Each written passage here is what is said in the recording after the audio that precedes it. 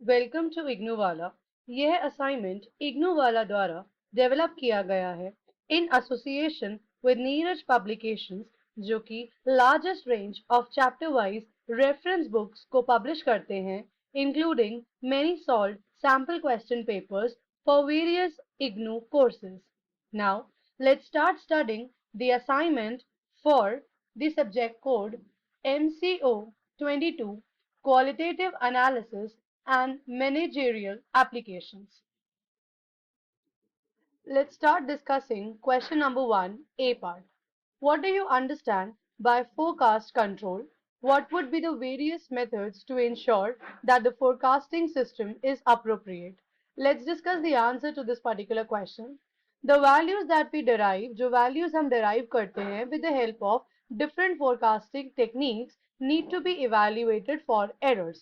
ये एरर जहां अकर होता है वहां पर कोई डिस्क्रिपेंसी ऑब्जर्व होती है between the observe and the actual data. Errors को एलिमिनेट नहीं किया जा सकता कंप्लीटली, लेकिन उन्हें परमिसेबल लिमिट्स के बीच में रखा जा सकता है।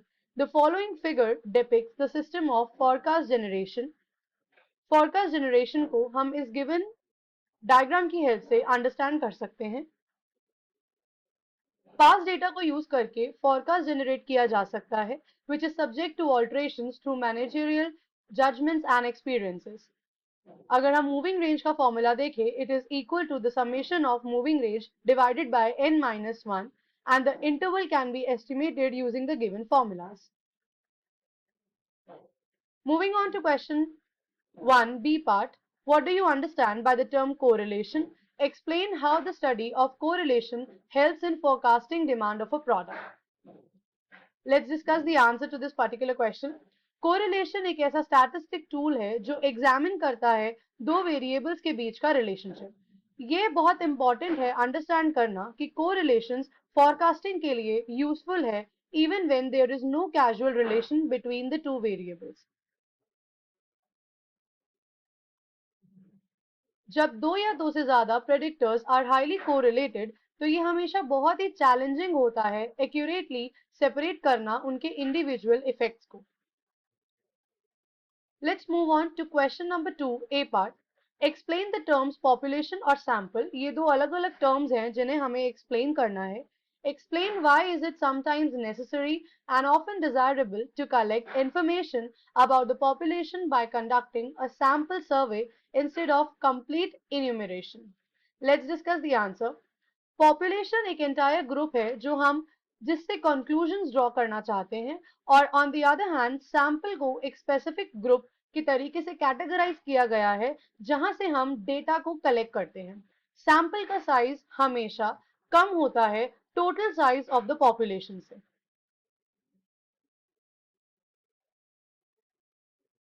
सैम्पलिंग एक ऐसी प्रोसेस है जिसमें एक रिप्रेजेंटेटिव सबसेट को सेलेक्ट किया जाता है of the population for study. इसमें इंडिविजुअल्स को चूज करना और आइटम्स फ्रॉम द पॉपुलेशन को चूज करना using various techniques and methods को इंक्लूड किया जाता है। रिसर्च के लिए सैम्पलिंग बहुत ही क्रूशियल है because of the following parameters. One is practicality, efficiency, generalisability, accuracy, and ethical considerations.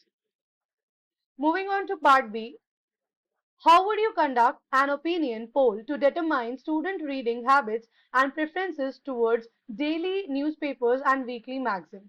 Let's discuss the answer. Conducting एक ओपिनियन पोल है जो कि स्टूडेंट रीडिंग हैबिट्स को डिटरमाइन करता है और प्रेफरेंसेस को एनालाइज करता है towards daily newspapers and weekly magazines, जिसमें बहुत सारे स्टेप्स इंक्लूड होते हैं, which is designing the questionnaire, selecting the sampling method, and analyzing the collected data. कुछ स्ट्रक्चर्ड अप्रोच इस रिलेटेड डिफाइंड है। Step 1 includes define the objectives. ये बहुत ही इंपॉर्टेंट स्टेप है जिसमें अपने पोल के गोल्स को आउटलाइन किया जाता है। Step 2 is the identification of the target population. Step 3 is selecting appropriate sampling method, ताकि एक रिप्रेजेंटेटिव सैंपल को इंश्योर किया जा सके, जैसे कि रैंडम सैम्पलिंग या स्ट्रैटिफाइड सैम्पलिंग। ये दो गिवन मेथड्स हैं। Step 4 includes designing the questionnaire, एक ऐसे क्वेश्चंस के सेट को डिजाइन करना जिससे नेसेसरी इंफॉर्मेशन को गैदर किया जा सके। रीडिंग प्रेफरेंसेस को एनालाइज करना, मीडियम ऑफ एक्सेस को एनालाइज करना, मोटिवेशन और पर्पस को क्लियरली डिफाइन करना और सजेशंस और फीडबैक को इंक्लूड करना ताकि चेंजेस और इम्प्रूवमेंट्स को इंक्लूड किया जा सके। Step 5 is administrate the poll, which includes online surveys, face-to-face interviews, paper-based surveys. Then we come to collect and analyze data and then report findings. Moving on to question number 3, briefly comment on the following. Let's start with part A. Different issues arise while analyzing decision problems under uncertain conditions of outcome. Discuss करते हैं इसके answer को। Analyzing decision problems को analyze करना certain uncertain conditions के अंदर बहुत सारी कॉम्प्लेक्सिटीज को इन्वॉल्व करता है जिसमें लैक ऑफ सर्टेनिटी होती है about the potential outcomes. Decision makers often encounter करते हैं बहुत सारे इश्यूज जिनको समराइज किया गया है in the following points, out of which the primary is lack of complete information, difficulty in estimating probabilities, ambiguity and complexity of opinions, risk preferences and tolerance, inability to evaluate outcomes objectives, potential for bias and heuristics, dynamic nature of uncertainty, uncertainty change हो सकती है over time, नई information और changes circumstances के accordingly, difficulty in creating decision models. So overall, analyzing decision problems under uncertainty बहुत सारी navigating को involve करता है जैसे कि incomplete information, risk preferences से deal करना, handling biases and adapting to changing scenarios. Let's discuss part B. Sampling is so attractive in drawing conclusions about the population. Answer discuss करते हैं। Sampling एक ऐसा method है जो हमें allow करता है information को gather करना about a population statistics के हिसाब से from a subset of a population which is sample without having to investigate each and every individual. We can see the diagram below represents the method clearly. Sampling को किया जाता है तब जब हमें कंक्लूजन्स को ड्रॉ करना है about the population from various samples और ये एनेबल करती है एक पॉपुलेशन के कैरेक्टरिस्टिक्स को डिटरमाइन करने में डायरेक्टली एक पर्टिकुलर सैंपल या पोर्शन ऑफ द पॉपुलेशन को ऑब्जर्व करके। Moving on to part C, measuring variability is of great importance to advanced statistics analysis. Let's discuss the answer. Measures of variations are needed for four basic purposes, which is एक average reliability को determine करना, to serve as a basis for the control of variability, दो या दो से ज्यादा series को with regard to their variability comparison करना और facilitate करना other statistical methods का use. Measuring dispersion का एक और purpose है which is to determine the nature and cause of variation ताकि उसे control किया जा सके. Measure of dispersion enables a comparison to be made of two or more series with regard to their variability. Moving on to part D of the question. Test the significance of the correlation coefficient using a t-test at a significance level of 5%. Let's discuss the answer. After calculating the value of correlation coefficient की value को evaluate और calculate करके, next step is to find whether we can depend on the value or not. यहाँ पर test किया जा सकता है कि दो वेरिएबल्स के बीच क्या एसोसिएशन है और क्या वो रिजल्ट्स के हिसाब से वैलिड है या नहीं है। दो मेथड्स को कॉमनली यूज किया जाता है। उसके बाद कोफिशिएंट सैंपल को कैलकुलेट करके हम टेस्ट कर सकते हैं कि वैलिड वैल्यू डिटरमाइन हुई है या नहीं। हम वैल्यू को करस्पॉन्डिंगली चेक कर सकते हैं with respect to the degree of freedom. This figure clearly defines the confidence bands for the population correlation. जो डायग्राम ऊपर रिप्रेजेंट किया गया है उसकी हेल्प से अननोन वैल्यूज को y एक्सिस में प्लॉट किया गया है और वैल्यूज ऑफ r को x एक्सिस पर प्लॉट किया गया है। हर एक सैंपल साइज के लिए दो कर्व्स को प्लॉट किया गया है जो उसे करस्पॉन्ड करते हैं जिसकी हेल्प से हम लिमिट्स ऑफ द इंटरवल को डिटरमाइन कर सकते हैं। ऑल्टरनेटिव मेथड ये है कि हम t वैल्यू को यूज कर सकते हैं which can be evaluated by using the formula t equals r upon under root of 1 minus r square divided by n minus 2. Moving on to question number 4. Write short notes on the following. Part A. Mathematical properties of arithmetic mean and median. Let's discuss the answer. Arithmetic mean के दो following mathematical properties है according to which property 1 says that अगर सारी observations एक variable के हिसाब से assume की गई हैं and they are constant, let us assume it is k, तो एक arithmetic mean को k की तरीके से define किया जाता है. Property 2, the algebraic sum is given by the given formula.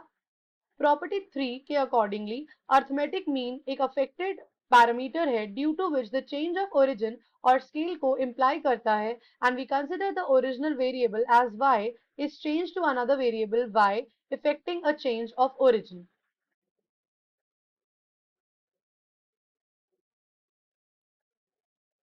A illustration of the property can be represented with the help of the diagram that is given on the screen. Let's discuss part B. Standard error of the mean. Standard error का फॉर्मूला है standard error equal sigma upon under root n. So सबसे पहले important है कि हम sigma की value को कैलकुलेट करें by the help of the given table. We can calculate the value of sigma.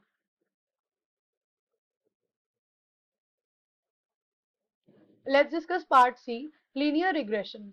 Regression model consist करता है दो या दो से ज्यादा वेरिएबल्स जिसे कि मल्टीपल रिग्रेशन बोला जाता है. Linearity of regression model, we mean that the linearity in the parameters of the model.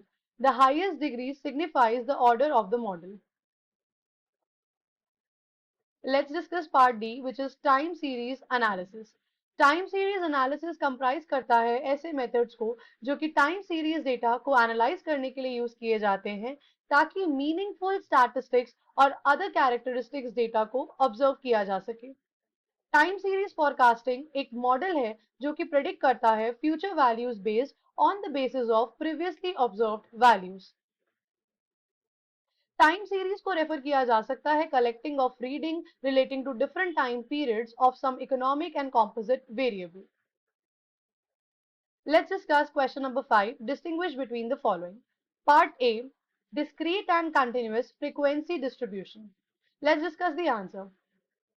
जब हम डिस्क्रीट फ्रीक्वेंसी डिस्ट्रीब्यूशन की बात करते हैं तो इस डेटा को टैबुलर फॉर्म में वेरिएबल्स के साथ करस्पॉन्डिंग फ्रीक्वेंसीज के तरीके से रिप्रेजेंट किया जा सकता है. The number of times each value occurs denote the frequency of the particular value और ऑब्जर्वेशन. कंटिन्यूअस फ्रीक्वेंसी डिस्ट्रीब्यूशन के बारे में अगर हम बात करें तो ये एक ऐसी सीरीज है जिसमें डेटा को क्लासिफाई किया गया है into different class intervals without gaps and their respective frequencies are assigned as per the class intervals and the class width. Part B. Carl Pearson's and Bowley's coefficient of skewness. Let's discuss the answer.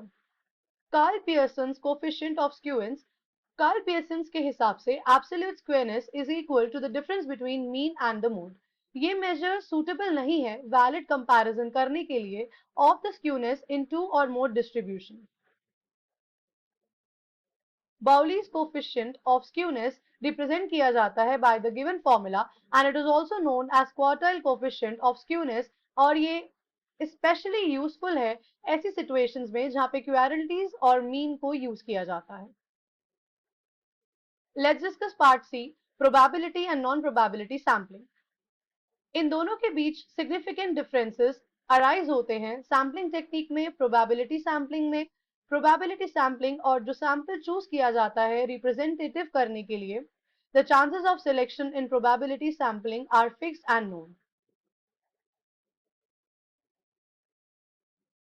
इस assignment and ऐसे और IGNOU solved assignments को download करने के लिए visit करें हमारी website ignuwala.com.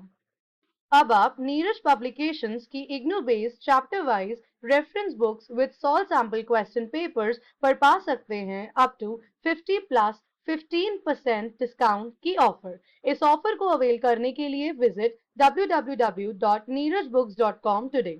For more updates and information related to IGNOU, Please subscribe and also comment below if you have any feedback and which assignment do you want to see next. Thank you for watching.